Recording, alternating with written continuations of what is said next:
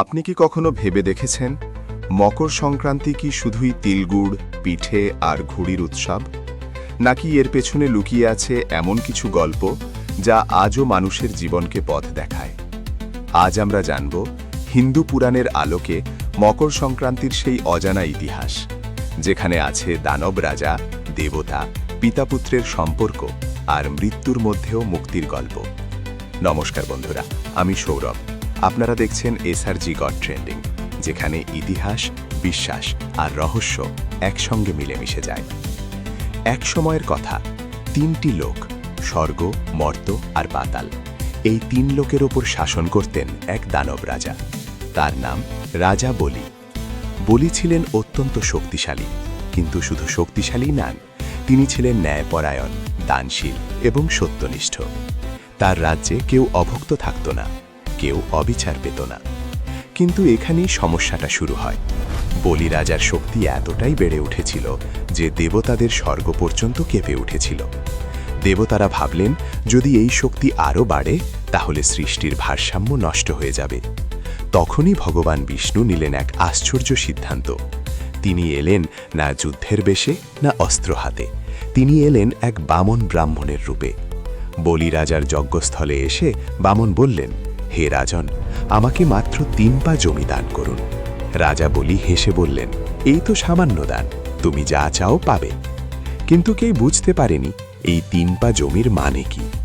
প্রথম পায়ে ভগবান বিষ্ণু মেপে নিলেন পুরো পৃথিবী, দ্বিতীয় পায়ে মেপে নিলেন স্বর্গলোক, আর তৃতীয় পা? তখন রাজা বলি নিজের মাথা এগিয়ে দিলেন। তিনি বললেন, প্রভু, আমার মাথাতেই আপনার তৃতীয় পা রাখুন। এই ত্যাগেই বলি রাজা পেলেন অমর সম্মান। ভগবান বিষ্ণু তাকে পাঠালেন পাতাল লোকে, কিন্তু সঙ্গে দিলেন এক বর। প্রতি বছর এই দিনে তিনি পৃথিবীতে ফিরে আসবেন নিজের প্রজাদের আশীর্বাদ দিতে। এই দিনটাই মকর সংক্রান্তি। কিন্তু গল্প এখানেই শেষ নয়। এই দিনেই সূর্যদেব প্রবেশ করেন মকর রাশিতে। এই কারণেই একে বলা হয় মকর সংক্রান্তি।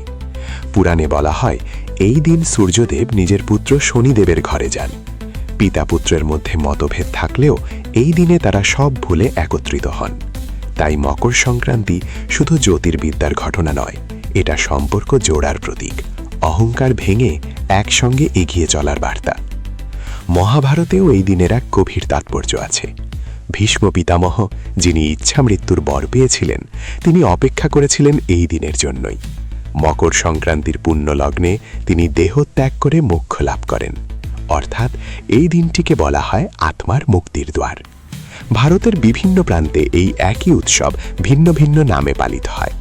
তামিলনাড়ুতে পোঙ্গল, পাঞ্জাবে লোহড়ি, অসমে বিহু, গুজরাটে উত্তরায়ণ, ওড়িশায় মকর বসন্ত বা মকর বৈশাখী। নাম আলাদা, কিন্তু বার্তা একটাই, নতুন সূর্য, নতুন দিশা, নতুন শুরু। তাই মকর সংক্রান্তি আমাদের শেখায়, শক্তি থাকলেও নম্রতা দরকার। ত্যাগের মধ্যেই আছে মহত্ব, আর সম্পর্ক ভাঙা নয়, জোড়াই আসল ধর্ম। আজ যখন আমরা এই উৎসব পালন করি, শুধু ঘুড়ি আর মিষ্টি নয়, একটু মনে রাখি এই গল্পগুলো। কারণ উৎসব তখনই পূর্ণ হয় যখন তার অর্থ আমরা বুঝতে পারি। নমস্কার বন্ধুরা, এসআরজি গড ট্রেন্ডিংয়ের সঙ্গে থাকুন। ইতিহাস, বিশ্বাস আর রহস্য, যেখানে গল্প শোনা নয়, অনুভব করা হয়। জয় ধর্ম, জয় সত্য।